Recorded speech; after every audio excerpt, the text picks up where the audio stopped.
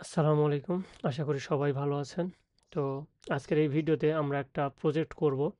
সেই প্রজেক্টটা হবে হচ্ছে ডেটা সায়েন্স বেসড একটা ডিসিশন মেকিং প্রজেক্ট।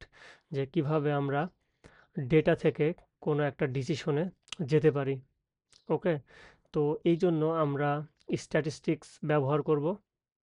আর স্ট্যাটিস্টিক্সের হাইপোথেসিস টেস্টিংটা আমরা আসলে ব্যবহার করব। আর হাইপোথেসিস টেস্টিং এর আবার যেটা কাই স্কোয়ার ফর্মুলা, সেই ফর্মুলা ব্যবহার করে আমরা মেইনলি আমাদের এই প্রজেক্টটা সম্পূর্ণ করব।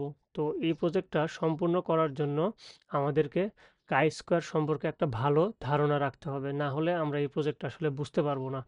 তো এইজন্য আমি কাই স্কোয়ার সম্পর্কে আপনাদেরকে একটা ভালো ধারণা দেওয়ার চেষ্টা করব যে আসলে কাই স্কোয়ার কী, এটা কোথা থেকে এলো, কেন এটা আমরা ব্যবহার করি, কোন ক্ষেত্রে ব্যবহার করি, তারপরে হচ্ছে এটার আসলে উৎপত্তি কোথা থেকে বা কোন টাইপের ডেটার ক্ষেত্রে আমরা এই টেস্টটা আসলে করি।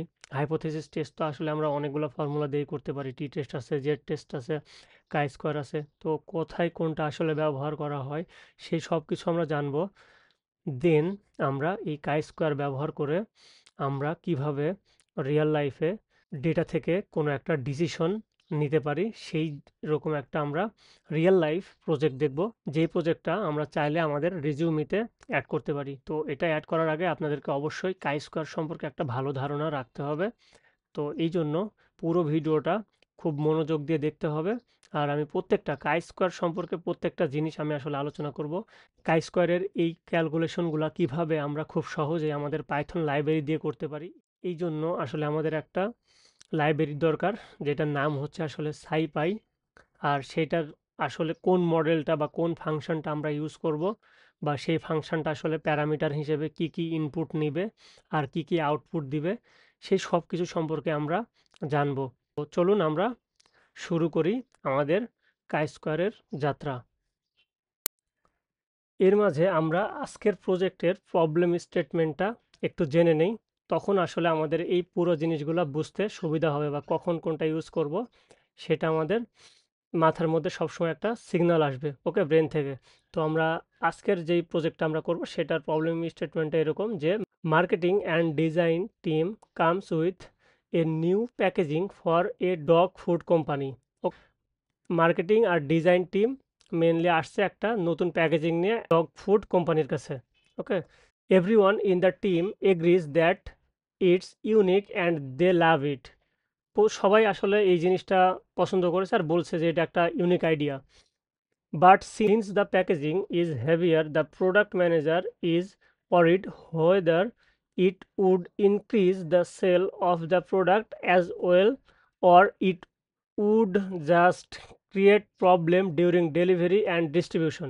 তো যখন মার্কেটিং টিম সবাই আসছে, আবার সবাই যখন পছন্দ করছে, তখন মেনলি যে প্রোডাক্ট ম্যানেজার সে চিন্তিত যে আসলে এই প্যাকেজিংটা তাদের সেল বাড়াবে, নাকি আসলে এই প্যাকেজিংটা ডেলিভারি আর ডিস্ট্রিবিউশনের সময় তাদের আসলে প্রবলেম ক্রিয়েট করবে। যে এই প্যাকেজিংটা আসলে অনেক বড়, তো অবশ্যই ডেলিভারির জন্য এটা একটু হ্যাসেল হবে, তারপরে হচ্ছে ডিস্ট্রিবিউশনের সময় একটু সমস্যা হবে, তো এটা একটু কষ্ট বাড়াবে। তো প্রোডাক্ট ম্যানেজার এটা নিয়ে আসলে চিন্তিত। তো এই যে প্রোডাক্ট ম্যানেজারের চিন্তিত হওয়ার কারণটা আমরা আসলে নিষ্পত্তি করার চেষ্টা করব। ওকে, আমরা রিয়েল লাইফ কিছু ডেটা কালেক্ট করব। দেন সেই ডেটাগুলোকে আমরা অ্যানালাইসিস করে বিভিন্ন স্ট্যাটিস্টিক্স মডেলে দিয়ে কোনটাতে আসলে ফিট করে আমাদের ডেটাগুলো, সেই অনুযায়ী আমরা একটা ডিসিশন দিব যে আসলেই এই প্রোডাক্টটা বা এই প্যাকেজিংটা আমাদের সেলস বাড়াবে কি না। ওকে, তো প্রবলেম স্টেটমেন্টটা আমরা জেনে রাখলাম। আমরা কোডটা সবার শেষে দেখব। আপনারা জাস্ট এই স্টেটমেন্টটা মাথায় রাখবেন, তাহলে সব বিষয়গুলো আমি কেন শেখাচ্ছি, তাহলে আপনাদের এই জিনিসগুলো বুঝতে সুবিধা হবে।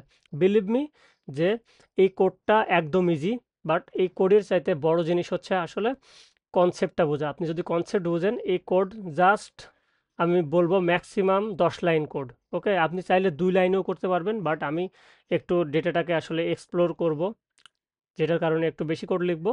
আপনারা চাইলে এই জিনিসটা 2 লাইনে আপনারা করে ফেলতে পারবেন।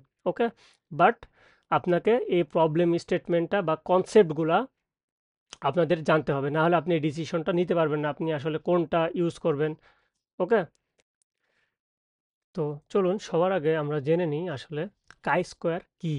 ওকে, তো আমি একদম সহজ ভাষায় যদি বলি যে আসলে কাই স্কোয়ার কি, তাহলে বলবো যে এটা জাস্ট একটা ফর্মুলা।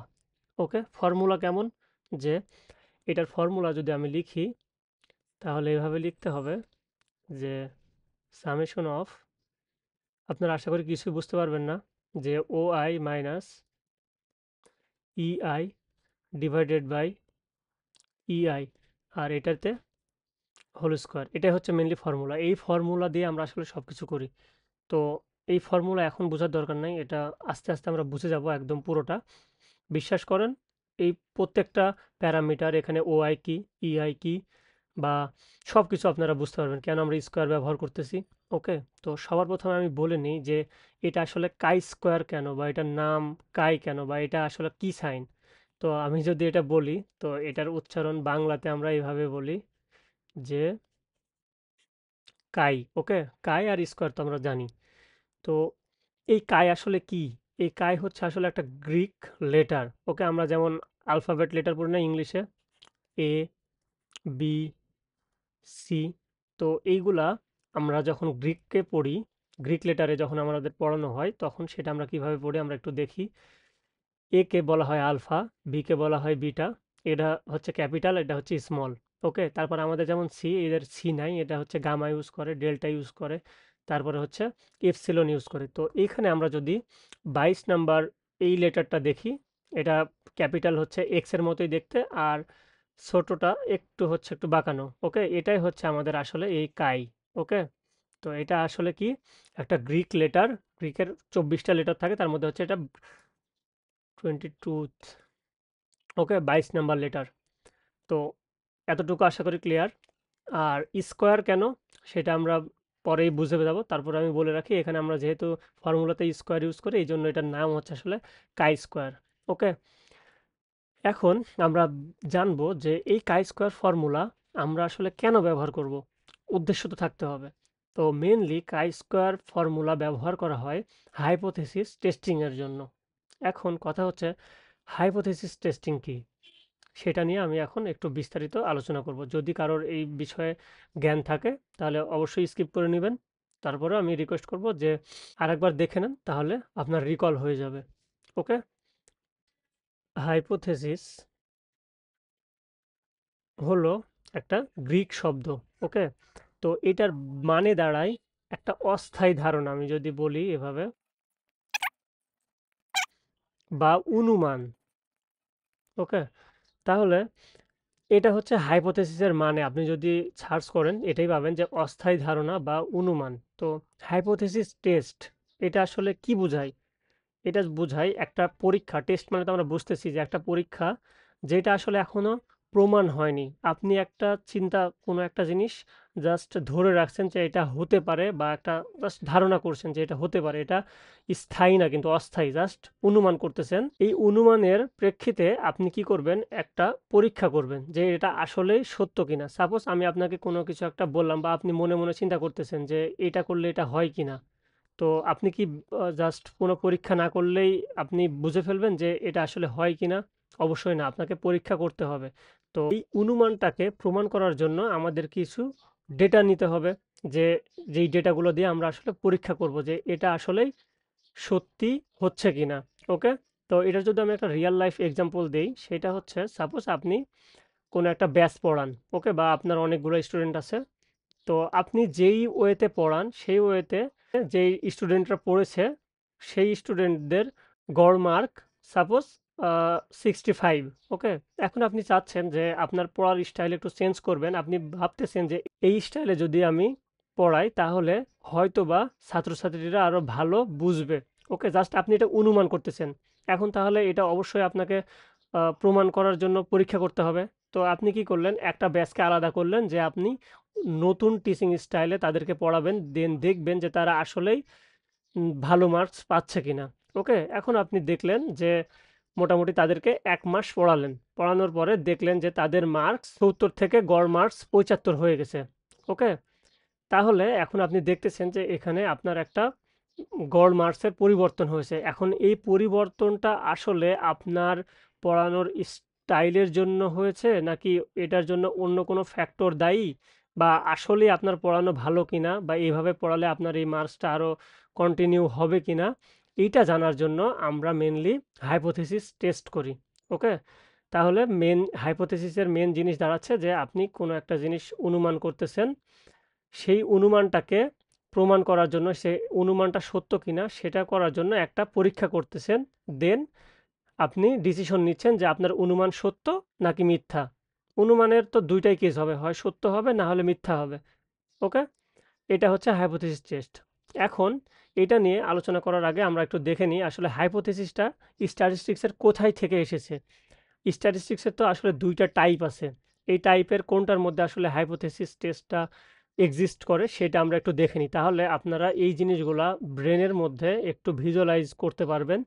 দেন আপনাদের এই জিনিসগুলা খুব শিখতে ভালো লাগবে। ওকে, তো চলুন আমরা দেখে ফেলি যে স্ট্যাটিস্টিক্সের টাইপ আছে, সেই টাইপের কোথা থেকে আসলে হাইপোথেসিস টেস্টটা আসতেছে। ওকে, স্ট্যাটিস্টিক্স এর দুইটা টাইপ, একটা হচ্ছে ডেসক্রিপটিভ আর আরেকটা হচ্ছে ইনফারেন্সিয়াল স্ট্যাটস। ওকে, আচ্ছা, এখন এই যে দুইটা পার্ট হলো আমাদের, এই দুইটা পার্টের মধ্যে আসলে কোনগুলা পড়ে? এই ডেসক্রিপটিভ স্ট্যাটসের মধ্যে আমরা যেটা বের করি সেটা হচ্ছে মিন, তারপরে মড, মেডিয়ান, ভ্যারিয়েন্স। ওকে, তো বুঝতেই পারতেছি ডেসক্রিপটিভ মানে আসলে কি বর্ণনামূলক, যে কোনো একটা ডেটাকে বর্ণনা করে যে তার মিন কত, মড কত, মিডিয়ান কত, ভ্যারিয়েন্স কেমন, স্ট্যান্ডার্ড ডেভিয়েশন, রেঞ্জ, ফ্রিকোয়েন্সি, এই সব কিছু আসলে আমাদের ডেসক্রিপটিভ স্ট্যাটসের মধ্যে চলে যায়। আর এই ইনফারেন্সিয়াল, এটার মানে হচ্ছে আসলে অনুমানমূলক, মানে বুঝতেছি যে আমরা আসলে অনুমান করব। এর মধ্যে আসলে আমাদের কি আছে, এই হাইপোথেসিস টেস্টটা আমাদের ইনক্লুডেড। ওকে, তো এই ইনফারেন্সিয়াল স্ট্যাটসকে আমরা আরও কয়েকটা ভাগে ভাগ করতে পারি। সেটা হচ্ছে প্রথম ভাগ, সেটা হচ্ছে আসলে এস্টিমেশন। ওকে, এটা নিয়ে আমি এখন আলোচনা করব না। এস্টিমেশনের আবার দুইটা পার্ট আছে, সেটা হচ্ছে আসলে পয়েন্ট এস্টিমেশন, একটা হচ্ছে পয়েন্ট, আর আরেকটা হচ্ছে আসলে রেঞ্জ, যেটাকে আমরা বলি কনফিডেন্স ইন্টারভাল। ওকে, এর আরেকটা পার্ট সেটা হচ্ছে আমাদের আসলে হাইপোথেসিস টেস্টিং বা টেস্টিং যেটাই বলি। তো এই যে দুইটা পার্ট ইনফারেন্সিয়াল স্ট্যাটসের, তো এই পার্টে আমরা কি হয় আমি জাস্ট জানাই। আপনি জাস্ট কোনো একটা জিনিস, জাস্ট একটা পয়েন্ট মানে কোনো একটা ভ্যালু চিন্তা ভাবনা করবেন যে এই ভ্যালুটা এরকম হতে পারে। এখানে কিন্তু সবই আসলে অনুমান নির্ভর, যে ইনফারেন্সিয়াল স্ট্যাটস পুরোটাই অনুমান নির্ভর। এখানে আপনি অনুমান করবেন যে এটা হতে পারে। তাহলে পয়েন্ট মানে জাস্ট বোঝায় যে এখানে আপনি চিন্তা করলেন যে আপনার ক্লাসের স্টুডেন্টের গড় মার্কস 70 হতে পারে। এটা জাস্ট পয়েন্টিমেশন, সেটা বোঝায়। আর যেটা আসলে আমি বললাম কনফিডেন্স ইন্টারভাল, এটা বোঝায় আপনি যখন বলবেন যে আমার ক্লাসের স্টুডেন্টের গড় মার্কসের রেঞ্জ এত থেকে এত হতে পারে, যে 65 to 75 এর মধ্যে হতে পারে। তো তখন যখন আপনি এরকম জিনিস ইন্টারভাল টাইপের অনুমান করবেন তখন সেটা আসলে কনফিডেন্স ইন্টারভালের মধ্যে যাবে। আর হাইপোথেসিস টেস্টিং এটা আসলে বোঝায় যে আপনি যেটা চিন্তা করতেছেন সেটা সঠিক কি সঠিক না। মানে এখানে জাস্ট আপনার বাইনারি মোড আসবে, যে আসলে দুইটা পার্ট, সেটা হচ্ছে আপনার যেটা চিন্তা করছেন সেটা সঠিক হবে অথবা সঠিক হবে না, অথবা ভুল। ওকে, এর ভিত্তিতে আমরা আসলে এই হাইপোথিসিসকে মানে দুইভাবে সবসময় ভাগ করি। তো দুইভাবে এটা আমি এখন যাচ্ছি না। তো হাইপোথিসিস টেস্টিং এর জন্য আবার অনেকগুলা ফর্মুলা আছে। সেই ফর্মুলাগুলা কি? এটাকে আমাদের ডেটা আসলে কয় ধরনের হয়ে থাকে আপনারা জানেন? ডেটা আসলে দুই ধরনের হয়ে থাকে। একটা হচ্ছে নিউমেরিক্যাল ডেটা, আর আরেকটা হচ্ছে ক্যাটাগরিক্যাল ডেটা। তো নিউমেরিক্যাল ডেটার ক্ষেত্রে আমরা আলাদা ধরনের টেস্ট করি, আবার ক্যাটাগরিক্যাল ডেটার ক্ষেত্রে আমরা আলাদা ধরনের টেস্ট করি। তো এগুলাকে আমরা এভাবে ভাগ করতে পারি, একটা হচ্ছে প্যারামেট্রিক টেস্ট আর আরেকটা হচ্ছে আসলে নন প্যারামেট্রিক টেস্ট। ওকে, তো প্যারামেট্রিকের মধ্যে আমাদের যেগুলো পড়ে সেগুলো আসলে আমরা জানি যে জেড টেস্ট পড়ে। জেড টেস্ট এগুলো একটা করে ফর্মুলা, যেই টেস্টগুলো আমি বলতেছি জেড টেস্ট এটা হচ্ছে একটা ফর্মুলা। তারপরে টি টেস্ট এটাও একটা ফর্মুলা। তারপরে এর মধ্যে আমাদের আরও আছে, যেমন হচ্ছে অ্যানোভা, তারপরে হচ্ছে রিগ্রেশন, পেয়ারসন কোরিলেশন, ওকে, এফ টেস্ট, এগুলো আরও আছে। আর এই নন প্যারামেট্রিকের মধ্যে আমাদের পড়ে যেটা, সেটা হলো কাই স্কোয়ার টেস্ট। ওকে, যেটা নিয়ে আমরা আসলে আজকে ফুল আলোচনা করব। তো এই কাই স্কোয়ার টেস্ট বুঝতেছেন যে কোথা থেকে আসলে আসতেছে? কাই স্কোয়ার, কাই স্কোয়ার টেস্ট। এরপরে এখানে আমাদের আরও আছে, সেটা হচ্ছে আসলে ম্যান হুইটনি, তারপরে হচ্ছে ক্রুসকাল ওয়ালিস, ওকে, তারপর হচ্ছে স্পেয়ারম্যান, এরকম আরও আসলে নন প্যারামেট্রিকের মধ্যে পড়ে। তো আসলে কোনটা কখন ইউজ করি সেটা আপনারা বুঝতেই পারতেছেন যে যখন আমাদের আসলে ক্যাটাগরিক্যাল ডেটা, ওকে, ক্যাটেগরিক্যাল ডেটা মানে অধিকাংশ ক্ষেত্রে, আমি একদম বলতেছি না যে সবসময় এটাই হবে, অধিকাংশ ক্ষেত্রে ক্যাটাগরিক্যাল ডেটার ক্ষেত্রে আমরা হচ্ছে নন প্যারামেট্রিকটা ইউজ করি। আর প্যারামেট্রিক টেস্টগুলোর ক্ষেত্রে আমরা সবসময় নিউমেরিক্যাল ডেটা ইউজ করি। কেন? কারণ হচ্ছে প্যারামেট্রিক দিয়ে বোঝায় আসলে আপনার ডেটা থেকে আমরা যদি মিন পাই, ওকে, ভ্যারিয়েন্স পাই, তারপরে হচ্ছে স্ট্যান্ডার্ড ডেভিয়েশন বা আরও অন্যান্য যে জিনিসপত্রগুলো আছে সেগুলো যখন পাবো, তখনই আমরা প্যারামেট্রিক টেস্টের যে ফর্মুলাগুলো সেগুলো আমরা ইউজ করতে পারবো। আর যখন আমরা আসলে ক্যাটাগরিক্যাল ডেটার ক্ষেত্রে তো আমরা মিন, তারপরে হচ্ছে ভ্যারিয়েন্স, তারপরে হচ্ছে এখানে ডিস্ট্রিবিউশনও আছে, নর্মাল ডিস্ট্রিবিউশনটা হয়। তো নর্মাল ডিস্ট্রিবিউশন, এই নর্মাল ডিস্ট্রিবিউশন তো আবার ক্যাটাগরির ক্ষেত্রে কখনোই হয় না। নর্মাল ডিস্ট্রিবিউশনটা শুধুমাত্র আসলে যেইগুলা নিউমেরিক্যাল কন্টিনিউয়াস ডেটা সেইগুলোর ক্ষেত্রে আমরা আসলে ডিস্ট্রিবিউশন পাই বা নর্মাল ডিস্ট্রিবিউশন পাই। তো ডিস্ট্রিবিউশনের জন্যই আসলে মেনলি এগুলো ভাগ হয় প্যারামেট্রিক আর নন প্যারামেট্রিক। তো ক্যাটাগরিতে তো আসলে আমরা কোনো ডিস্ট্রিবিউশন পাই না, ওকে। তো এই জন্য এগুলা নন প্যারামেট্রিকের মধ্যে চলে যায়। তাহলে আজকে আমরা যে কাই স্কোয়ার টেস্ট জানবো, এটা আমরা কি করব, নন প্যারামেট্রিকের মধ্যে। এখন এই কাই স্কোয়ারের মধ্যে আবার দুইটা পার্ট আছে, দুইটা না, কয়েকটা পার্ট আছে। তার মধ্যে হচ্ছে একটা ইন্ডিপেন্ডেন্স, একটা হচ্ছে গুড ফিট, ওকে। তো আমরা এগুলো আরও ভালোভাবে জানবো, ওকে। তো আশা করি আপনারা এই পুরো বিষয়টা আসলে বুঝতে পারছেন যে কিভাবে কাজ করতেছে। তো হাইপোথেসিস টেস্টের ক্ষেত্রে আমরা সব সময় দুইটা জিনিস নিয়ে কাজ করি। সেটা হচ্ছে এভাবে ধরে নিই, একটা হচ্ছে H0, আরেকটা হচ্ছে H1, বা এটাকে আমরা কখনো কখনো HAও বলি, যেটা আসলে বলে যে অল্টারনেট হাইপোথেসিস। তাহলে এটা আমাদের আসলে কি, নাল হাইপোথেসিস, আর এটা হচ্ছে আসলে অল্টারনেটিভ হাইপোথেসিস, ওকে। তো এই দুইটা নিয়ে আমরা আসলে কাজ করব, যে আমাদের কখনো নাল হাইপোথেসিস গ্রহণ করতে হবে, কখনো অল্টারনেটিভ হাইপোথেসিস গ্রহণ করতে হবে। তো কোনটা কি আমি এটা ডিটেলসে আলোচনা করব, চলুন আমরা জেনে নিই। তাহলে এখন আমরা একটু হাইপোথেসিস টেস্ট সম্পর্কে একটু জেনে নিই। হাইপোথেসিস টেস্ট করার জন্য আমাদেরকে আসলে কয়েকটা স্টেপ ফলো করতে হয়। স্টেপগুলো কি কি আমি যদি লিখি, সেটা হচ্ছে স্টেপ 1, এটা বলে যে হাইপোথেসিস ক্রিয়েট করা। কিভাবে আমরা ক্রিয়েট করতে পারি? তাহলে হাইপোথেসিস আমরা আসলে কি অনুমান কি করতে পারি যে আমার অনুমান হয় সত্য হবে, না হয় মিথ্যা হবে, এটাই তো, এর বাইরে তো কিছু না। আমরা তো হাইপোথেসিস মানে তো আমরা জানি যে আসলে কি অনুমান, ওকে। তাহলে এটা হয় সত্য হবে, না হয় মিথ্যা হবে। তো এটা এভাবে কাজ করে যে এটাকে আমরা দুইভাবে ডিফাইন করি। আমি যেটা বললাম যে একটা হচ্ছে H0, ওকে, বা HO যেটা আমরা বলি, এটাকে বলা হয় আসলে নাল হাইপোথেসিস। নাল হাইপোথেসিস আসলে কি বোঝায় সেটা যদি আমি একটা উদাহরণ দিয়ে বলি, যেমন হচ্ছে আমরা একটু আগে শিক্ষক এবং ছাত্রের উদাহরণ দিলাম, যে একজন শিক্ষক চিন্তা করলো যে তার পড়ানোর স্টাইল চেঞ্জ করলে হয়তোবা শিক্ষার্থীরা আরো ভালো মার্কস পেতে পারে, ওকে। তো এই নাল হাইপোথেসিস কি করে, এভাবে বলে যে তার আগের পড়ানোর স্টাইল যেটা এখন পড়াচ্ছে আর যেটা সে ভাবছে যে এটা হয়তোবা চেঞ্জ হতে পারে, মানে এই স্টাইলে পড়ালে, তো নাল হাইপোথেসিস বলবে যে এদের মধ্যে, এই পড়ানোর মধ্যে আসলে কোনো পার্থক্য নাই, মানে হচ্ছে মার্কসের কোনো আসলে ভ্যারি করবে না, মার্কস সেমই থাকবে। মানে তাহলে এখানে মেনলি আসে কি আসলে কোনো পার্থক্য নাই, আগেরটা আর এখনকার একদমই সেম। এটা যদি আমি আর একটা উদাহরণ দেই, সাপোজ আপনি একটা ঔষধ, হুম, মার্কেটে নিয়ে আসবেন, যে ঔষধটা অলরেডি মার্কেটে আছে, বাট আপনি কি করতে চাচ্ছেন, ভাবতেছেন যে এই ঔষধটা ওই ঔষধের চাইতে ভালো পারফর্ম করবে বা ভালোভাবে মানুষকে খুব দ্রুত সময়ে সুস্থ করবে।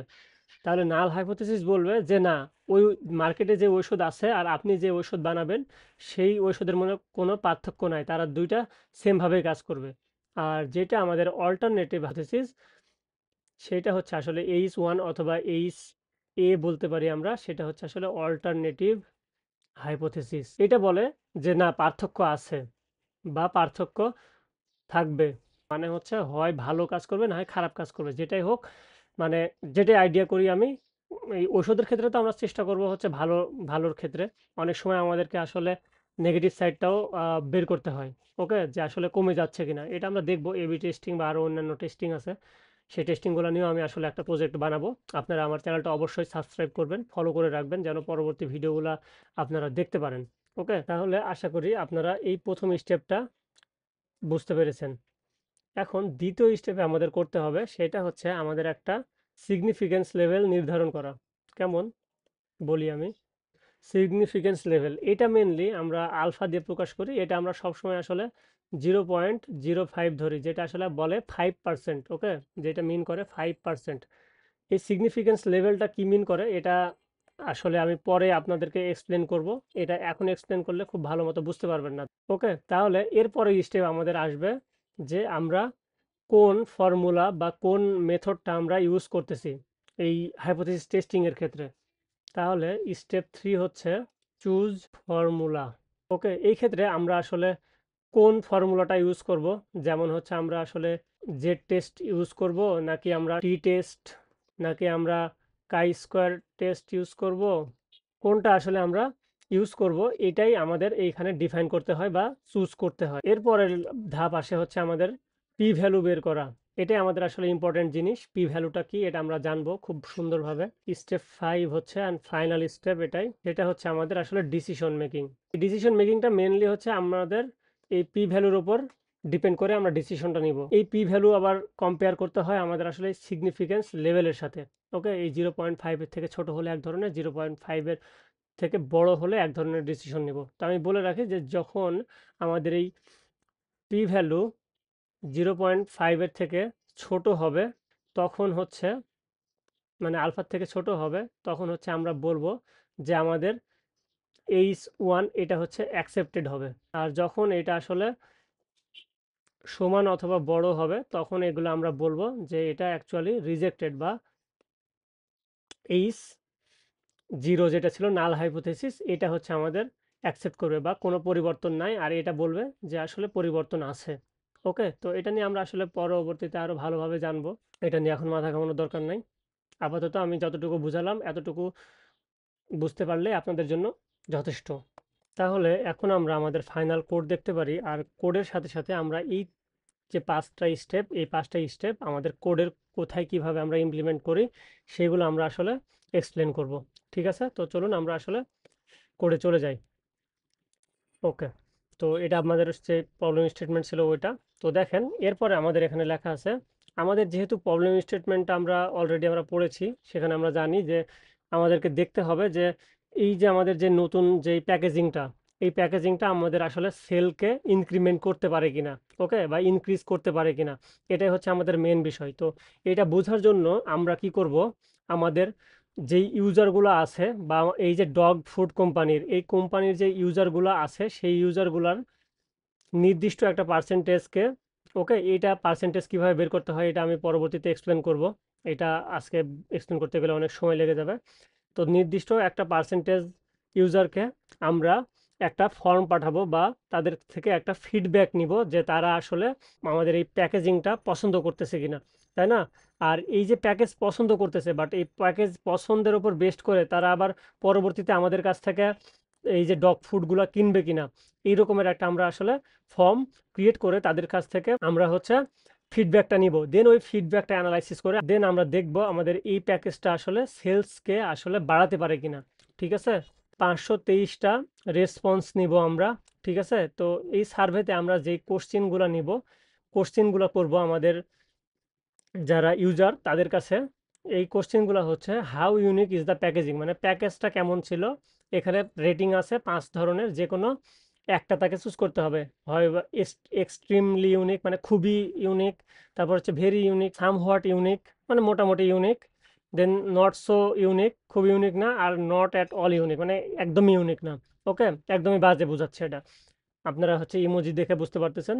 আর আরেকটা কোশ্চেন সেটা হবে হচ্ছে based on the packaging how likely are you the purchase the product. তো এই প্যাকেজিং এর উপর বেস করে আপনি আসলে আমাদের প্রোডাক্টটা কতটুকু আসলে ইয়ে দিবেন আর কি, যে এটা আপনি কিনবেন, প্যাকেজিংটা খুব বেশি পছন্দ হয়েছে বলে আপনি এটা কিনবেন বা মোটামুটি কিনবেন, এই somewhat likely, not so likely, এগুলো বোঝাচ্ছে আর কি 5টা স্টেপে। ওকে, আপনারা এটা চাইলে আপনাদের মতো করে আপনাদের যেই কেজে স্টাডি করবেন সেই স্টাডি রিলেটেড কোশ্চেনগুলো আপনারা করবেন, ওই কেসগুলোর উপর বেস করে আপনারা এই কোশ্চেনগুলো তৈরি করবেন। তো আমাদের কেজের জন্য আসলে 2টা কোশ্চেন রেখেছি, আর সেখানে 5টা অপশন রেখেছি, যে কোনো একটা করে চুজ করতে পারবে 2টা কোশ্চেনের জন্য, এখান থেকে একটা আর এখান থেকে একটা। এখন এটার যদি রেসপন্সগুলো আমি আপনাদেরকে দেখাই, তাহলে আপনারা বুঝতে পারবেন যে এখান থেকে কেমন রেসপন্স এসেছে। এই যে দেখেন, আপনাদের এইখানে আমাদের আসলে রেসপন্সগুলো আসছে। আমরা রেসপন্স নিয়েছি টোটাল কয়টা বলছিলাম, 523টা রেসপন্স। দেখেন এখানে আমাদের 523টা রেসপন্স আছে। তো কোনো ইউজার দেখেন, এটা হচ্ছে একটা ইউজারের রেসপন্স। তো একটা ইউজার বলছে কি, এটা হচ্ছে আমাদের পার্সেস, এই বি নাম্বার কলাম যেটা, এটা আসলে কি বোঝাচ্ছে আমি যদি বলি, সেটা হচ্ছে ইউনিকের প্যাকেজিং কেমন। তো এটা হচ্ছে ভেরি ইউনিক বলছে। আর ওই এটার উপর বেস করে সেকেন্ড কোশ্চেনের অ্যান্সার দিয়েছে নট অ্যাট অল লাইকলি, মানে সে হচ্ছে এটা এই ভেরি ইউনিক বলছে, বাট এটা আসলে মানে কিনবে না বলছে, নট অ্যাট লাইকলি। আমরা এই রেসপন্সটা দেখি যে সামহট ইউনিক, আর বলছে যে নট অ্যাট অল লাইকলি। ওকে, আপনারা বুঝতে পারতেছেন, আমি যদি আপনাদের একদম উপরে দেখাই আমাদের টেবিলের যে নামগুলো ছিল, যে ইউনিকনেস, প্যাকেজ ইউনিকনেস, আর একটা হচ্ছে পারচেস লাইকহুড, মানে হচ্ছে পারচেস করার সম্ভাব্যতা। তো এটা হচ্ছে আমাদের এই রেসপন্সগুলো। এই রেসপন্সগুলোকে আমরা আসলে অ্যানালাইসিস করব, দেন সেটাকে আমরা আমাদের যেই কাই স্কোয়ার ফর্মুলা ছিল সেটার মধ্যে দিয়ে আসলে পাস করে আমরা কিছু ভ্যালু পাবো। দেন ওই ভ্যালুগুলোকে আমরা কম্পেয়ার করে আমরা ডিসিশন নিব যে আমাদের এই যে প্যাকেজিংটা, এটা আসলে আমাদের সেলসের উপরে কোনো প্রভাব রাখে কি না। ওকে, তো চলেন সবার প্রথমে আমরা আমাদের যে কাজের জন্য লাইব্রেরি লাগে সেই লাইব্রেরিগুলো আমরা ইম্পোর্ট করে নিই। তো সবার প্রথমে আমাদের কি করতে হবে, আমাদের যে ডেটা ফাইলটা দেখলাম এই ফাইলটাকে আমাদের এখানে ইম্পোর্ট করে দেন কাজ করতে হবে। তো এই ইম্পোর্ট করার জন্য আমাদেরকে কে সাহায্য করে, পান্ডাস সাহায্য করে। তো পান্ডাসকে আমরা সবার প্রথমে ইম্পোর্ট করে নিই, পান্ডাস অ্যাজ পিডি। ওকে, এরপরে আমাদের লাগবে হচ্ছে কিছু নিউমেরিক্যাল আমরা ক্যালকুলেশন করব, সেই জন্য আমরা নামপাইকে ইম্পোর্ট করব অ্যাজ এনপি। এরপরে এই ডেটাকে বোঝার জন্য কিছু ভিজুয়ালাইজেশন ক্রিয়েট করব, সেগুলোর জন্য আমরা ম্যাটপ্লটলিব আর হচ্ছে সিবর্নটা ইম্পোর্ট করে নিই। তো ম্যাটপ্লটলিবের আমাদের একটা সাবমডিউল আছে, সেটা হচ্ছে পাইপ্লট দি, পিএলটি দিয়ে যেন অ্যাক্সেস করতে পারি। এরপরে আমরা হচ্ছে সিবর্ন ইম্পোর্ট করব, সিবর্ন অ্যাজ এসএনএস। এরপরে আমাদের ফাইনাল আরেকটা লাইব্রেরি ইম্পোর্ট করতে হবে, সেটা হচ্ছে আমাদের সাইপাই লাইব্রেরির সাবমডিউল। সেই সাবমডিউল সেটা হচ্ছে স্ট্যাটস সাবমডিউল। আর সেই স্ট্যাটস সাবমডিউল থেকে আমরা আবার একটা ফাংশন শুধুমাত্র ইম্পোর্ট করব, কাই স্কোয়ার কন্টিনজেন্সি। এটা আমরা এভাবে লিখব, কাই স্কোয়ার 2 দিলাম। এখন এগুলো আমি জাস্ট শিফট ইন্টারসেপে আমি এগুলো ইম্পোর্ট করে নিলাম, আমাদের এটা ইম্পোর্ট হয়ে গেছে। এরপরে আমরা কি করব, আমাদের ডেটা ফ্রেমকে লোড করব। তো এর জন্য আমাদের অবশ্যই পান্ডাসের সহায়তা নিতে হবে। পিডি, আমাদের একটা ভেরিয়েবল লাগবে, সেই ভেরিয়েবলটা আমরা সাপোজ ডিএফ নামে রাখি, ডেটা ফ্রেম। এটা আপনারা যে কোনো নাম দিতে পারেন। PD dot read, R E A D, read underscore আমাদের এই যে ফাইলটা, আমরা যে ফাইলটা দেখলাম। ওকে, এই ফাইলটা আসলে এক্সটেনশন কি, এটা আমাদের আসলে এক্সেল ফাইল, এই জন্য আমরা এটাকে রিড এক্সেল দিব। অনেক সময় সিএসভি থাকবে, সিএসভি ফাইল হইতে পারে, তখন হচ্ছে রিড আন্ডারস্কোর সিএসভি দিব। তার আমাদের যেহেতু এটা এক্সেল, আমরা এক্সেল লিখবো। ওকে, এক্সেল, দেন আমরা এর মধ্যে আমাদের এই ফাইলের লোকেশন দিয়ে দিব। এই ফাইলের লোকেশন আমরা পাবো এইখানে। এখানে যদি আমরা ক্লিক করি, করলে কপি পাথ, এটা আপনারা যারা কোলাবে করবেন, কোলাবের নিয়মটা আপনারা দেখে নেবেন ইউটিউবে। ওকে, ইজি একদম। আপনারা যদি ইম্পোর্ট করেন তাহলে এভাবে দিতে পারেন। ওকে, আচ্ছা, তাহলে এটা আমরা করে নিলাম। এবার আমরা ডিএফটাকে দেখব। এই যে দেখেন, আমরা ডিএফ ডট হেড দিই, প্রথম 5টা দেখব। এইটা দিলে আমাদের প্রথম 5টা ভ্যালু দেখাবে। টোটাল 3টা কলাম আছে, একটা হচ্ছে রেসপন্ডেন্ট, আসলে কতগুলো টোটাল রেসপন্ডেন্ট ওই সংখ্যাটা দেখার জন্য আমরা এখানে দেখতে পাচ্ছি। আর তারপরে এটা হচ্ছে ইউনিকনেস, মানে প্যাকেজের ইউনিকনেস। আর একটা হচ্ছে পার্সেস লাইকহুড, মানে পার্সেসের সম্ভাব্যতা। এই 3টা আমাদের, তো মেনলি আমরা এই 2টা নিয়ে আসলে কাজ করবো। এটা তো আমাদের আসলে কোনো ভ্যালু অ্যাড করতেছে না। ওকে, আচ্ছা, এইবার আমরা একটু ইনফরমেশন চাইলে দেখতে পারি যে ডিএফ ডট ইনফো, এটা যদি আমরা রান করি, আমরা এই ডেটা সেটের ইনফো দেখতে পাবো, কতগুলা কলাম আছে, কতগুলা রো আছে। তো দেখেন এখানে 533টা রো আছে, মানে টোটাল 533টা আসলে রেসপন্স আছে। আর এখানে আসলে কলাম 3টা আমরা দেখতেই পাচ্ছি, সেগুলা আর এখানে আসলে কোনো দেখেন নাল ভ্যালু নাই আমাদের, আমরা এখানে দেখতে পাচ্ছি। ওকে, তাহলে আমাদের আর নাল ভ্যালু হ্যান্ডেল করতে হচ্ছে না। তো এরপরে আমরা এগুলোকে যদি একটু ভিজুয়ালাইজ করতে চাই, সেই ক্ষেত্রে আমরা যে কাজটা করতে পারি সেটা সিবর্ন দিয়ে করব। এটা যদি আমরা রান করি, আমরা এখানে দেখতে পাবো যে আমাদের রেসপন্সের যেগুলো ইউনিকনেস, মানে প্যাকেজিং ইউনিকনেসের ক্ষেত্রে কেক কোনটার আসলে কতগুলা রেসপন্স আছে। যেমন এক্সট্রিমলি ইউনিক, এটা মোটামুটি দেখতে পাচ্ছি আমরা 70-এর আশেপাশে। এটা আমরা দেখতে পাচ্ছি 250-এর উপরে, মানে ভেরি ইউনিক। এটা সবচেয়ে বেশি রেসপন্স আসছে। তারপরে এগুলার আমরা রেসপন্সগুলো দেখতে পাচ্ছি। ওকে, সেই কাউন্টগুলো রেসপন্সের। আবার সেমভাবে আমরা পার্সেস লাইকহুড, এখানেও আসলে সেই কাউন্টগুলো দেখতে পাচ্ছি। যেমন এক্সট্রিমলি লাইকলি কতগুলো আছে, এটা মোটামুটি 90-এর কাছাকাছি। এটা 175-এর বেশি। এটা আবার মোটামুটি 100-এর উপরে। এটা 75-এর সমান আশেপাশে আর কি। ওকে, আমরা জাস্ট দেখে নিলাম। এগুলাকে আমরা আসলে কি বলতে পারি, ইডিএ পার্ট বলতে পারি, যে এক্সপ্লোরেটরি ডেটা অ্যানালাইসিস। আমরা জাস্ট ডেটাকে অ্যানালাইসিস করতেছি। এরপরে আমরা যেটা কাজ করব, যেটা আমাদের আসলে আত্মবশ্যকীয় কাজ, সেই কাজটা হচ্ছে আমরা আমাদের এই যে দুইটা কলাম দেখতেছি, একটা হচ্ছে পার্সেস লাইকহুড আর একটা হচ্ছে ইউনিকনেস, এই দুইটা কলামের সমন্বয়ে আমরা একটা টেবিল ক্রিয়েট করব, যেটাকে আসলে আমরা ক্রস টেবিল। তাহলে এটা আমরা এইভাবে লিখতে পারি, একটা ভেরিয়েবল নিয়ে নিলাম, just DF underscore cross table, cross tab. Okay, cross tab, এটা ইকুয়াল টু আমরা এই যে ক্রস ট্যাব ফাংশন একটা আছে, সেই ফাংশনটা পান্ডাসের মধ্যে পাই, PD dot CRO double S cross tab. এর মধ্যে আমরা কি করব, আমাদের যেই দুইটা কলাম নিয়ে আমরা কাজ করতে যাচ্ছি বা ক্রস টেবিল দেখতে চাচ্ছি, সেই দুইটা কলাম আমরা পাস করে দিব। তো কলামকে আমরা অ্যাক্সেস করবো এভাবে, ডিএফ থার্ড ব্র্যাকেট, এর মধ্যে হচ্ছে আমরা সিঙ্গেল কোটেশন দিয়ে আমরা সেটার নাম লিখে দিব। ওকে, তাহলে আমাদের নাম কি ছিল, আমাদের একটা নাম ছিল হচ্ছে ইউনিকনেস। তাহলে সর্বপ্রথমে আমরা দিয়ে দিই ইউনিকনেসেরটা। ওকে, আমাদের মাঝখানে একটা কমা দিতে হবে দুইটা কলামের, ডিএফ। এইবার যদি আমি রান করি, আমাদের আসলে কি বলতেছে, ক্রস ট্যাব। ও, এইখানে আমরা লাস্টের ব্র্যাকেটটা ছাড়া ফেলেছি। ওকে, দেখেন এটা রান হয়ে গেছে। এখন এটা আমাদের কিছু দেখাচ্ছে না, কারণ আমরা এটা আসলে প্রিন্ট করি নাই। এটা প্রিন্ট করতে হলে কন্ট্রোল সি দিয়ে তার নিচে আমরা এটা লিখে দিই ক্রস ট্যাব, তখন এটা আমাদের দেখেন দেখাবে আমাদের যে টেবিলটা কেমন, ক্রস টেবিল। এই ক্রস টেবিলটা কি বোঝায় দেখেন, যে এই যে 12 দিয়ে কি বোঝাচ্ছে, এটা যদি আমি একটু বলি তাহলে একটু বোঝার চেষ্টা করেন। সেটা হচ্ছে এই 12টা রেসপন্স আসছে এক্সট্রিমলি লাইকলি আর এক্সট্রিমলি ইউনিকের ক্ষেত্রে। মানে 12 জন ইউজার আমাদের পার্সেস লাইকহুডের ক্ষেত্রে আমাদের চুজ করছে হচ্ছে এক্সট্রিমলি লাইকলি, আর ইউনিকনেসের ক্ষেত্রে চুজ করছে এক্সট্রিমলি ইউনিক।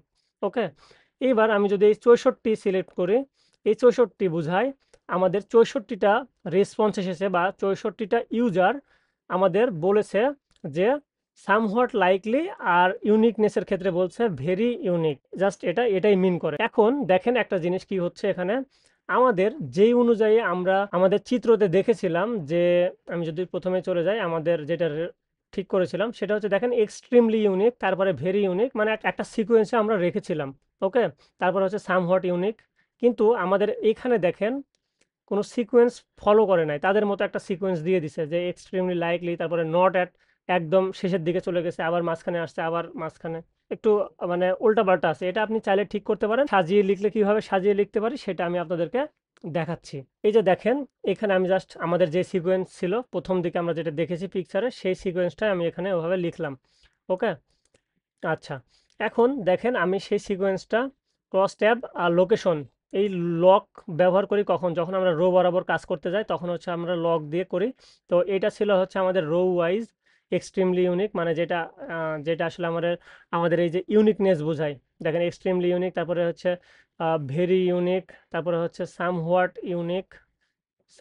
ওইটা যখন দিব তখন আমরা এটা আসলে সিকোয়েন্সিয়ালি দেখতে পাবো। দেখেন, আর যেটা কলাম বরাবর সেটাকে আমরা তো জাস্ট এই যে উপরে এইভাবে শর্ট করতে পারছি। এখানে কলামগুলোকে তো আমরা ডাইরেক্ট হচ্ছে অ্যাক্সেস করতে পারি। ওকে, তো এই জন্য আমরা এটা যদি রান দিই, দেখেন আমাদের এটা খুব সিকোয়েন্সিয়ালি মানে গোছানো টাইপের চলে আসছে। ওকে, আচ্ছা, তো দেখেন আগে আগে যেখানে 64 ছিল সেখানে আসলে এখন আর 64 নাই, 64টা অন্য কোথাও চলে গেছে, মানে সাজানোর পরে যেটা হয়েছে সেটা হয়ে গেছে। বাট আমরা যদি দেখি, দেখেন ভেরি লাইকলি আর ভেরি ইউনিক 104টা আছে। এখানে যে 104 ছিল এটাও কিন্তু দেখেন এই যে ভেরি লাইকলি ভেরি ইউনিক, ওই ডেটা কিন্তু সেমই আছে, বাট আমরা খালি এই সিকোয়েন্সটা আসলে চেঞ্জ করেছি। ওকে, এরপরে আমরা সকল কোডগুলো আমাদের জাস্ট করে রেখে আমি রান করে রেখেছি, জাস্ট আমি আপনাদেরকে একটু বুঝিয়ে দিব, কারণ এই সবগুলো আমি লিখতে গেলে অনেক আসলে ভিডিওটা লেন্দি হয়ে যাবে, তখন আপনারা মনোযোগ হারিয়ে ফেলতে পারেন। ওকে, তো এখন আমরা দেখতেছি যে আমাদের সর্টিং করার পরে আমরা যে কাজটা করব সেটা হচ্ছে এটার নর্মালাইজ যেই ফর্মটা, সেই ফর্মটা আমরা দেখব। ওকে, তো এখন নর্মালাইজ ফর্ম কি? নর্মালাইজ ফর্ম হচ্ছে আমাদের আসলে কোথায় ডাটার কত পার্সেন্ট আছে, পুরো ডেটার কত পার্সেন্ট কোন সেলে আছে সেটা হচ্ছে দেখার একটা ওয়ে। ওকে, তো এখানে আমরা যদি দেখি, এখানে দেখেন 2% দেখাচ্ছে। ওকে, এটাকে যদি আমরা 100% দিয়ে গুণ করি, 100 দিয়ে গুণ করি, তাহলে আমাদের এটা 2% আসবে। এখানে দেখেন এটা এটা আমাদের আসবে হচ্ছে 19%। তো এইখানে আসলে সম্পূর্ণ পুরো ডেটার মানে পুরো যে আমাদের রেসপন্স, সেই সবগুলো রেসপন্সের 19% রেসপন্স আমাদের এই সেলে আসছে। এই সেলটা কিসের? ভেরি লাইকলি আর ভেরি ইউনিকের জন্য। ওকে, আচ্ছা, তো আশা করি এটা বুঝতে পেরেছেন। তো এটা কিভাবে আমরা করলাম, জাস্ট আমরা একটু আগে যে কাজটা করেছি সেখানে জাস্ট আমরা নর্মালাইজ ট্রু করে দিছি, দেন আমাদের যেটা শর্ট, সেই শর্টটা আমরা আসলে রেখেছি। আর এই যে কালারটা পিছনে আমরা ব্যাকগ্রাউন্ড কালার দেখতেছি, এই কোডের জন্য আমাদের এই কালারটা কাজ করতেছে। তো এটা তো আমি আসলে যদি এক্সপ্লেন করি এটা কিভাবে কাজ করতেছে, এখানে আমরা জাস্ট কালার ম্যাপ দিছি। এখানে দেখেন কালার ম্যাপে আমরা ব্লুজ দিছি, কারণ এই কালার ম্যাপের মধ্যে সব শেষে আমরা এস যুক্ত করি, যেমন রেডস, তারপরে হচ্ছে গ্রিনস এরকম। আর ভিমিন এখানে হচ্ছে আমরা জিরো দিলাম, এটার কারণ হচ্ছে যে জিরো থেকে শুরু হবে আমাদের ভ্যালুগুলা, জিরো থেকে শুরু হবে, আর জিরোর উপরে যে ভ্যালুগুলো পাবে সেটাকে আস্তে আস্তে কালার দিতে থাকবে। যেটা আর দেখেন এটা একদম জিরোর কাছাকাছি ভ্যালু, এটা একদম সাদা, এটার চাইতে এটা একটু বড় ভ্যালু, এই জন্য এটা একটু হালকা শেড আছে, তাই না? আর ম্যাক্সিমাম আছে 0.2। ওকে, 0.2, কারণ দেখেন এখানে ম্যাক্সিমাম ভ্যালুই হচ্ছে আসলে 0.2। তো এখানে আরো গাঢ়, যদি কোথাও 0.2 থাকতো তাহলে সেখানে আরো গাঢ় কালার হতো। ওকে, এটা জাস্ট আমরা কালারটাকে এক্সপান্ড করে দিছি এই রেঞ্জের মধ্যে। ওকে, এটা হচ্ছে ভি ম্যাক্স আর এটা হচ্ছে ভি মিন। আচ্ছা, এরপরে আমরা কি করলাম, আমাদের আগের যে ম্যাপটা ছিল সেই ম্যাপটাকে আমরা আবার কি করলাম, কালারিং করলাম। ঠিক আছে, এই কালার করার জন্য আমরা বুঝতে পারতেছি যে এখানে দেখেন এটা একদম গাঢ় কালার হয়ে গেছে। এখানে একটু কম গাঢ় কালার ছিল, কারণ এখানে আমাদের আসলে 0.2 কে হিট করতে পারেনি, বাট এখানে আমাদের যে ভি ম্যাক্স এটা 100 কে হিট করতে পারছে, এই জন্য একদম গাঢ় কালার এখানে দেখাচ্ছে। ওকে, এর চাইতে আর গাঢ় হবে না, কারণ এটা ম্যাক্সিমাম কালার হয়ে গেছে। এটাই হচ্ছে আসলে, এখন যদি এখানে 110ও কোথাও থাকে তাহলে এখানে এই সেম কালারটা আসলে ব্যাকগ্রাউন্ডে আসবে, যেটা আমরা ম্যাক্স দিব। ওকে, আচ্ছা, এটা জাস্ট আমি আমাদের এই আগের যেই টেবিলটা, ক্রস টেবিল, এই ক্রস টেবিলটাকে কালারিং করলাম। এটা কালার করলে আমাদের সুবিধা হয়, যখন এই ক্রস টেবিলটা অনেক বড় থাকে তখন হচ্ছে আমাদের বুঝতে সুবিধা হয়, বা আমাদের যে ব্যাকগ্রাউন্ডে গাঢ় কালার থাকে সেগুলোতে আমাদের আগে চোখ যায় যে বড় বড় ভ্যালু হচ্ছে এইগুলা। ওকে, এরপরে জাস্ট আমি একটা ক্রস ট্যাব থেকে এই ডেটাগুলো নিয়ে আমাদের একটা চার্ট তৈরি করলাম, এক্সট্রিমলি ইউনিকে কে কতটুকু আছে। এখানে দেখেন ভেরি লাইকলি হচ্ছে এই যে হলুদটা একটু হচ্ছে ভেরি লাইকলি, এটা হচ্ছে সবচেয়ে বেশি এই এক্সট্রিমলি ইউনিকের ক্ষেত্রে যারা চুজ করছে। তারপরে ভেরি ইউনিকের ক্ষেত্রেও আসলে ভেরি লাইকলি সবচাইতে বেশি, সব জায়গাতে আমরা দেখতে পাচ্ছি মোটামুটি ভেরি লাইকলিটা একটু বেশি, আর এইখানে ভেরি লাইকটা একটু কম, এখানে আবার হচ্ছে আমাদের নট অ্যাট অল লাইকলি এটা বেশি। ওকে, তো এতটুকুই ছিল হচ্ছে আমাদের আসলে এক্সপ্লোরেটরি ডেটা অ্যানালাইসিস। এখন আমরা আমাদের একদম ফাইনাল কাজে চলে যাব, সেটা হচ্ছে আমাদের হাইপোথেসিস টেস্টিংয়ে।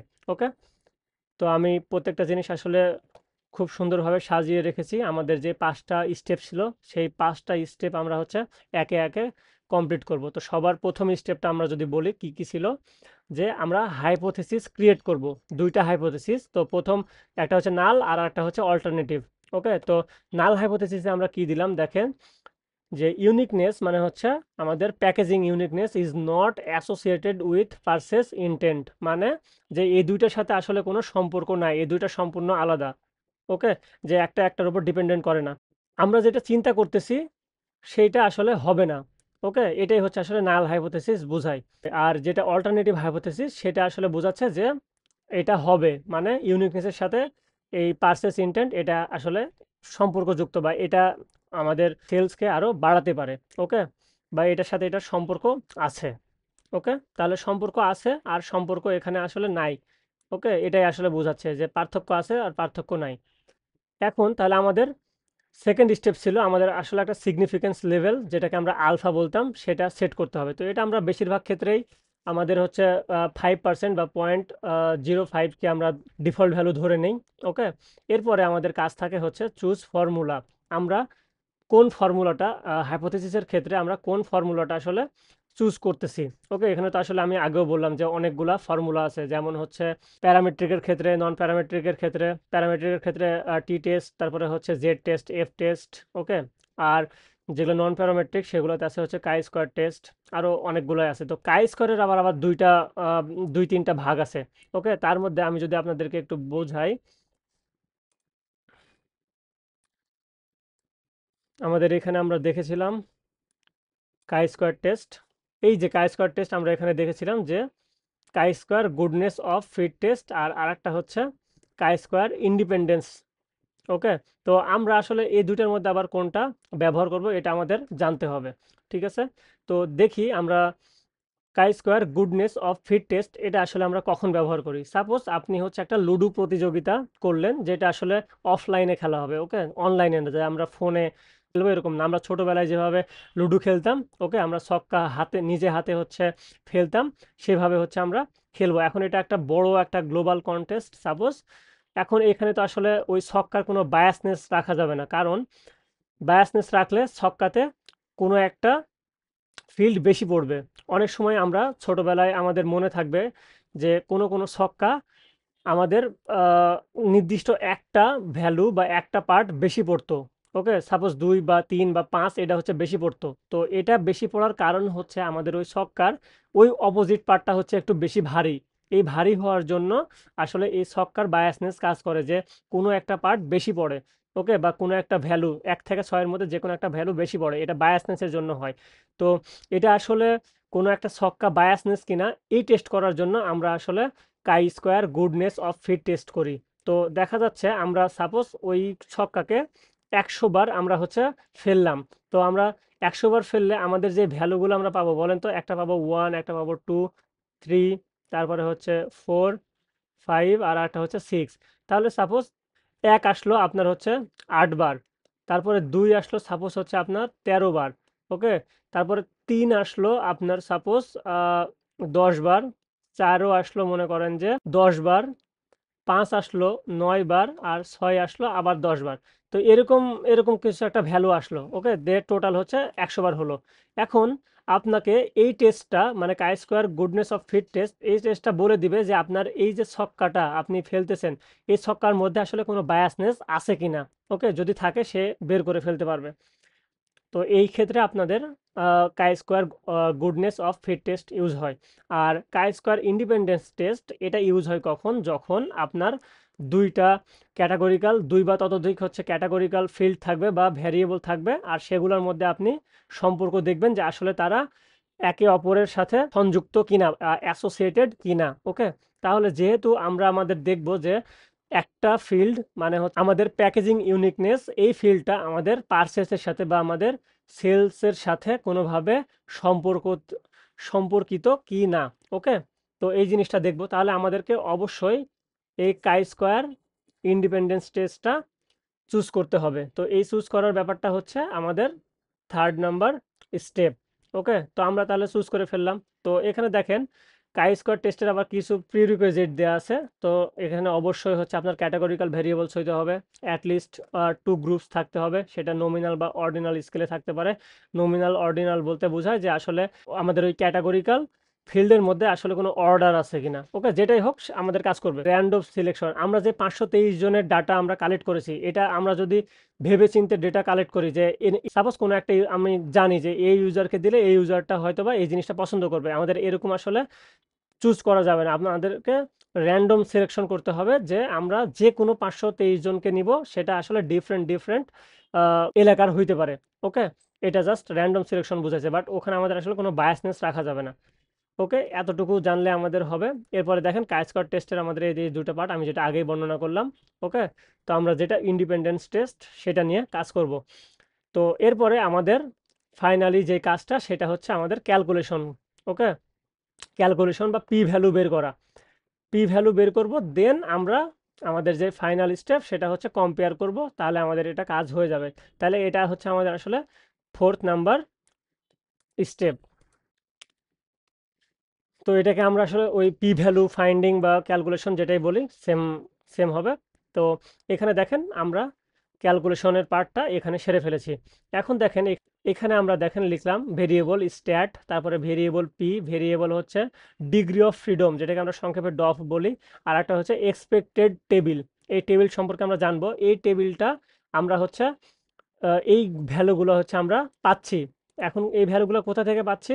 এই ভ্যালুটা পাচ্ছি হচ্ছে আমরা এই যে কাই স্কোয়ার টেস্ট অফ ইন্ডিপেন্ডেন্স, এই ফাংশনের মাধ্যমে আমরা ক্যালকুলেশন করে থাকি। এখন বিষয় হচ্ছে এখানে আমরা আসলে চারটা ভেরিয়েবলই কেন নিলাম। এখানে আপনি যে কোনো আসলে ভেরিয়েবলের নাম দিতে পারেন, ওকে। এখানে যে আপনার স্ট্যাট, তারপর হচ্ছে পি ডফ, এগুলোই দিতে হবে, এটা ডাজেন্ট ম্যাটার। আপনাকে চারটা ভেরিয়েবল দিতে হবে।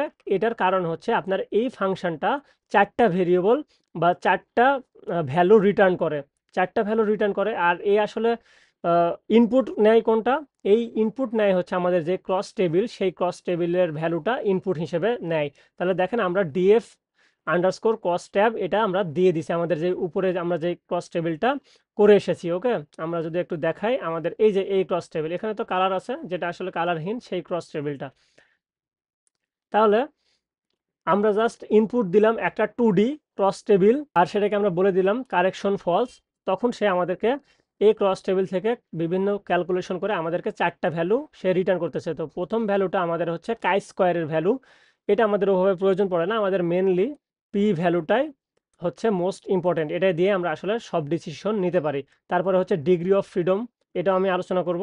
তারপরে হচ্ছে এক্সপেক্টেড টেবিল। এই চারটা ভ্যালু দেয়। দেখেন আমরা এখানে চারটা ভ্যালু পাইছি, যেটা কাই স্কোয়ারের ভ্যালু সেটা পেলাম, পি এর পি ভ্যালু পেলাম, ডিগ্রি অফ ফ্রিডম পেলাম 16, আর এক্সপেক্টেড টেবিল পেলাম হচ্ছে এই টেবিলটা, ওকে, 2D একটা টেবিল, ওকে। তো আমি এই চারটা জিনিস আপনাকে খুব সুন্দর মতো বুঝাবো ইনশাল্লাহ। এরপরে আমাদের ফাইনাল স্টেপ, সেটা হচ্ছে আমরা ডিসিশন নিব, স্টেপ 5, যে আমরা আসলে কোনটা গ্রহণ করতেছি। তাহলে আমাদের দেখেন এখানে পি ভ্যালু হচ্ছে 0.05-এর চাইতে বেশি। তাহলে আমাদের বলেন তো কি হবে? যখন 0.05-এর থেকে ছোট আছে তখন সে এইটা প্রিন্ট করবে, আর অথবা যখন বেশি হয়ে যাবে তখন হচ্ছে এটা প্রিন্ট করবে। তাহলে যে fail to reject the null hypothesis no significance association, মানে হচ্ছে আমাদের নাল ভ্যালু, মানে আমাদের ওই যে দুইটা কলাম, ওই দুইটা কলামের মধ্যে আসলে কোনো সিগনিফিক্যান্ট অ্যাসোসিয়েশন বা সংযুক্ততা বা তাদের মধ্যে আসলে কোনো সংযুক্ততা পাওয়া যায় নাই, ওকে। তাহলে এইটাই হচ্ছে আমাদের মেন ডিসিশন। তো এটাকে আমি সুন্দরভাবে এখানে লিখে রেখেছি। তো আপনারা জাস্ট এটা এভাবে ইফেলসের মাধ্যমে করতে পারেন, যে যখন এটা আসলে 0.5-এর থেকে ছোট হবে তখন সেটা আমরা হচ্ছে কি করব, রিজেক্ট, নাল হাইপোথিসিসকে রিজেক্ট করব। কারণ হচ্ছে নাল হাইপোথিসিসকে রিজেক্ট করলে আমাদের যে অল্টারনেটিভ, মানে হচ্ছে দুইটার মধ্যে একটা সম্পর্ক আছে বা একটা এটার জন্য ওটা বাড়তে পারে, এটা আমরা বলতে পারতাম। কিন্তু এখানে যেহেতু আমাদের ভ্যালুটা বড় হয়ে গেছে, সেহেতু আমরা বলবো যে আমাদের মানে নাল হাইপোথিসিসকে মেনলি হচ্ছে অ্যাকসেপ্ট করব, যে সেখানে আসলে কোনো পার্থক্য নেই, ওকে। তো এখন আমি আপনাদেরকে চলেন এটা বুঝাই, আমাদের এটাই ছিল আসলে প্রজেক্ট, ওকে। তো এখানে আমরা এই টাইপের ডেটার ক্ষেত্রে এই সেম সিকোয়েন্সে আমরা এই প্রজেক্ট বা এই কাজগুলা বা এই ডিসিশন মেকিং কাজগুলো আমরা খুব সহজেই করতে পারি, ওকে। এখন অনেকের মাথায় আসলে চিন্তা আসতে পারে, এটা কি আসলেই কখনোই মানে ইফেক্ট করবে না? না, এটা আসলে এরকম না। এটা আমি আমার যে ডেটা সেট আমি কালেক্ট করেছি, আমরা যেই 523টা রেসপন্স পেয়েছি, এই রেসপন্সের ভিত্তিতে আমরা দেখলাম যে আমাদের এই বিজনেস কেজের ক্ষেত্রে আমাদের এটা আসলে কাজ করতেছে না, বা আমাদের ওই ইউনিক প্যাকেজিংয়ের সাথে আমাদের সেলসের কোনো সম্পর্ক আমরা পাচ্ছি না। তাহলে মেন জিনিস হচ্ছে আমাদের এই ডেটার ক্ষেত্রে আমাদের এই কেসটা সত্য, যে আমরা যে যতটুকু রেসপন্স পেয়েছি এই রেসপন্সের ভিত্তিতে আমরা যদি মানে পর্যালোচনা করি, যে আমাদের এখানে প্যাকেজিং এর সাথে আসলে সেলসের কোনো সম্পর্ক আমরা পাবো না, ওকে। তো চলুন আমরা এখন আমাদের এই চারটা জিনিস আমরা দেখে ফেলি, যে আমরা যে কাই স্কোয়ারের value, P value, degree of freedom আর এক্সপেক্টেড টেবিল, এই সম্পর্কে আমরা দেখে ফেলি। তো দেখেন এটা হচ্ছে আমাদের আসলে কোন টেবিল ছিল বলেন তো? আমাদের এইটা অবজার্ভ টেবিল ছিল, যেটা আমরা আসলে ক্রস টেবিল বললাম, ওকে। এটাকে আমরা আসলে বলি ভালো ভাষাতে যে এটা আসলে আমাদের অবজার্ভ টেবিল বা ক্রস টেবিল। এখন এখান থেকে আমরা এক্সপেক্টেড যে টেবিলটা বা আমাদের যেই ফর্মুলা থেকে আমরা যে চারটা পেলাম তার মধ্যে একটা সবার লাস্টে যে আমরা টেবিলটা পেলাম সেটা হচ্ছে আসলে এক্সপেক্টেড টেবিল, ওকে, প্রথম ভ্যালুটা আমরা যদি বলি এই 12-র ক্ষেত্রে মানে এই ঘরে এক্সপেক্টেড টেবিল কত হবে। ওকে, 12 বরাবর দেখেন এখানে টোটাল কত আছে, এই রো বরাবর টোটাল এখানে কত ভ্যালু আছে 70, আর এইখানে কত আছে এই কলাম বরাবর এখানে ভ্যালু আছে হচ্ছে টোটালের ক্ষেত্রে 91। তাহলে ওইখানে আমাদের আসবে হচ্ছে যে 70 ইন্টু 91 ডিভাইডেড বাই আমাদের টোটাল কত 523। এটা যদি আমরা আসলে ক্যালকুলেশন করি, এখানে যে ভ্যালু ছিল যে 12.179, এই ভ্যালুটা আমাদের ওখানে আসবে 12.197। ওকে, এরপরে আমরা দেখি আমাদের ছিল হচ্ছে আসলে স্ট্যাটস। ওকে, স্ট্যাট বা একটা স্ট্যাটস ভেরিয়েবল ছিল, সেটা আসলে আমরা বলি যে কাই স্কোয়ারের ভ্যালু। ওকে, এই কাই স্কোয়ারের ভ্যালু, এখন এই ভ্যালুটা আসলে কি বলছিলাম আমি সবার প্রথমে, যে সামেশন অফ ব্র্যাকেট, এটা হচ্ছে আসলে অবজার্ভ টেবিলের যে ভ্যালু মাইনাস এক্সপেক্টেড টেবিলের যে ভ্যালু, সেটাকে আমরা স্কোয়ার করব ডিভাইডেড বাই আমরা আসলে এক্সপেক্টেড টেবিলের ভ্যালু দিয়ে ভাগ করব। ওকে, এখন আমি যখন এভাবে সবগুলো ভ্যালু এক্সপেক্ট টেবিলের ব্যবহার মানে খুঁজে পাবো, দেন প্রত্যেকটা এই ক্যালকুলেশনের মধ্যে দিয়ে সবগুলো যখন আমরা যোগ করব, তখন যে ভ্যালু পাবো তখনই আসলে সেই ভ্যালুটাকে আমরা কাই স্কোয়ার ভ্যালু বা ওই স্ট্যাট ভ্যারিয়েবল বা সবার প্রথম যে ভ্যারিয়েবলটা আমরা রাখবো সেই ভ্যারিয়েবলের মধ্যে আমরা সেই ভ্যালুটা পাবো। তো এটা আসলে আমাদের ওখানে কত ছিল 21.38, এই যে 21.38 এই ভ্যালুটা আমরা পাবো। আপনারা চাইলে করে দেখতে পারেন 21 পয়েন্ট সামথিং। ওকে, আচ্ছা, এরপরে আমাদের আসে সেটা হচ্ছে ডিগ্রি অফ ফ্রিডম, যে ডিওএফ, এই ডিগ্রি অফ ফ্রিডম দিয়ে বোঝায় আসলে যে আমাদের আসলে টোটাল রো কয়টা, টোটাল কলাম কয়টা, সেগুলোকে আবার -1 করতে হবে। তো সাপোজ আমাদের কলাম সংখ্যা -1, ওকে, ইনটু টোটাল রো সংখ্যা -1, এটাকে আমরা যদি জাস্ট ক্যালকুলেট করি তাহলে আমরা পেয়ে যাবো, জেনে গেলাম। এবার সবার শেষে আমাদের যেটা সবচাইতে বেশি ইম্পর্টেন্ট পি ভ্যালু, সেটা নিয়ে আমি আপনাদেরকে বলবো। ওকে, পি ভ্যালু, এই পি ভ্যালুটা জানা আমাদের খুব ইম্পর্টেন্ট। এই পি ভ্যালুর আমি যদি একটা সংজ্ঞা দিই, সেটা হচ্ছে পি ভ্যালু ইজ প্রবাবিলিটি। ওকে, এটা হচ্ছে জাস্ট আমরা বলি প্রবাবিলিটি ভ্যালু। ওকে, এই সংক্ষেপে বলি পি ভ্যালু। তাহলে এটাকে আমরা এভাবে বলবো যে প্রবাবিলিটি অফ বিং ট্রু, মানে হচ্ছে আমাদের পি ভ্যালু হচ্ছে প্রবাবিলিটি অফ নাল হাইপোথেসিস।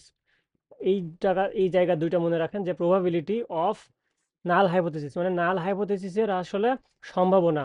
ওকে, কি হওয়ার, বিং ট্রু, সত্য হওয়ার সম্ভাবনা। তাহলে এই পি ভ্যালু আসলে যত বাড়তে থাকবে, আমাদের এই নাল হাইপোথেসিস যেটা আসলে H0, সেটা সঠিক হওয়ার বা ট্রু হওয়ার, সত্য হওয়ার সম্ভাবনা হচ্ছে বেশি বেড়ে যাবে। ওকে, এটাই হচ্ছে আসলে মেন ফ্যাক্ট। আর এটা যত কম হবে তত হচ্ছে আমাদের কি যেটা H1 বা অল্টারনেটিভ হাইপোথেসিস, সেটা ট্রু হওয়ার সম্ভাবনা বেড়ে যাবে। তো এটা আসলে আমাদের রেঞ্জ যেটা, সেটা হচ্ছে যে পি ভ্যালু যতক্ষণ 0.5-এর ছোট হয় তখনই হচ্ছে আমরা H1 বা যেটা অল্টারনেটিভ হাইপোথেসিস, সেটাকে আমরা আসলে ট্রু বলি। যখনই এই পি এর ভ্যালু 0.05-এর সমান অথবা বড় হয়ে যায়, তখনই আমরা বলি যে এই নাল হাইপোথেসিস হওয়ার মানে সত্য হওয়ার সম্ভাবনা বেশি। ওকে, আশা করি পুরো বিষয়টা আপনাদের আসলে ক্লিয়ার হয়ে গেছে। তো এরপরেও যদি আপনাদের কোনো কনফিউশন থাকে তো অবশ্যই আপনারা কমেন্টে মতামত জানাবেন। তো আশা করি আপনাদের কাছে পুরো প্রসেসটা ক্লিয়ার। আমার এই ভিডিওটা বানাতে আসলে অনেকটা সময় লেগে গেছে। ওকে, তো আশা করি আপনাদের উপকারে আসবে। আর এরকম একটা সুন্দর data science based decision making video আপনি হচ্ছে অনলাইনে খুবই কম পাবেন এরকম ভিডিও। আর এখানে আমি আসলে অনেক ইনফরমেটিভ ভিডিও বানাতে চেয়েছি, যার জন্য আসলে ভিডিওর লেন্থটা অনেকটা বড় হয়ে গেছে। এটা আসলে আপনাদের জন্য। ওকে, আপনারা যদি এই ভিডিওটা পুরোপুরি দেখতে পারেন তাহলে আমি বলবো আপনার এই হাইপোথেসিস রিলেটেড যেগুলা অনেক কনফিউশন অনেকের ক্রিয়েট হয়, সেই কনফিউশনগুলো একদম ক্লিয়ার হয়ে যাবে ইনশাল্লাহ। অবশ্যই আমি সবার কাছে রিকোয়েস্ট করব যে ভিডিওগুলো ভালো লেগে থাকলে অবশ্যই চ্যানেলটা সাবস্ক্রাইব করবেন, যেন পরবর্তীতে আবার আপনি আমার নতুন ভিডিও দেখতে পারেন। তো অবশ্যই ভালো লাগলে সবার সাথে শেয়ার করবেন, আর লাইক তো অবশ্যই দিবেন। আর যদি খুব ভালো লেগে থাকে ভিডিওটা, তাহলে হেল্পফুল লিখে কমেন্ট করবেন। ওকে, সো ভালো থাকবেন, আল্লাহ হাফেজ, পরবর্তী কোনো একটা ভিডিওতে দেখা হবে।